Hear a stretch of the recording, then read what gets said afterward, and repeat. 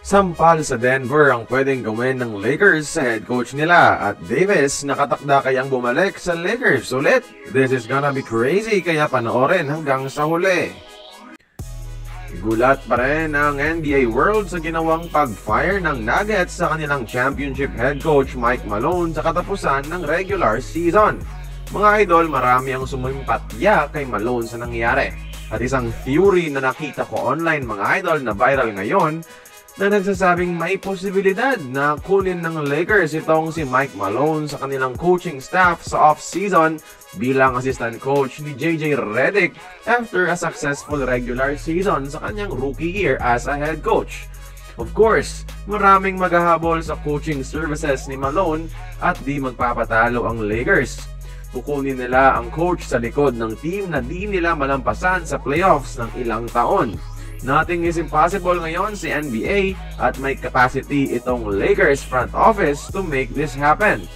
Magiging malaking sampal ito mga idol sa Denver franchise.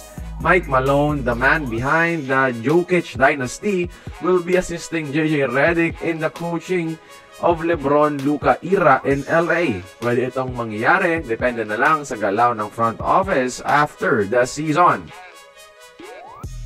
At heto pa, isang take ng kilalang website din sa NBA media. Posible rin na bumalik si Anthony Davis sa LA Lakers para maging katambal ni Luka Doncic. Sa naging laban nila ng LA ngayon lang, makikitang kaibigan pa lahat ni AD ang nasa Lakers organization at walang namuong sama ng loob. Maintaining a good relationship mga idol in fairness. Sa 2028, magtatapos ang kontrata ni AD sa Dallas at may option ito sa free agency kabilang na ang dating team na Lakers.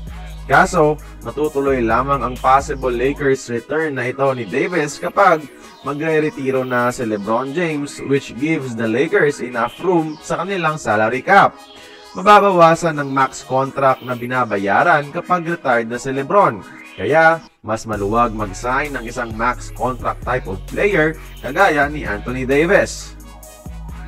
Kaso nga lang mga idol, sa possible scenario na ito, walang magaganap na LBJ-AD reunion kung sakaling matuloy.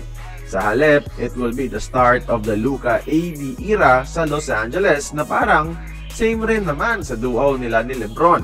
Isang dominant big man si AD at perfect na itambal kay Luka Doncic. Paalala mga idol, ang mga scenarios na ito ay mga expert theories ng mga kilalang media outlets sa NBA. Di ito matuturing na fake news pagkat ito ay mga teorya lamang.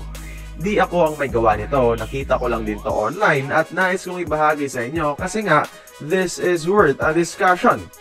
Kaya kayong mga idol, gusto nyo pa bang bumalik ng Lakers si AD para samahan si Luka? Join the conversation, magkomento lamang sa ibaba.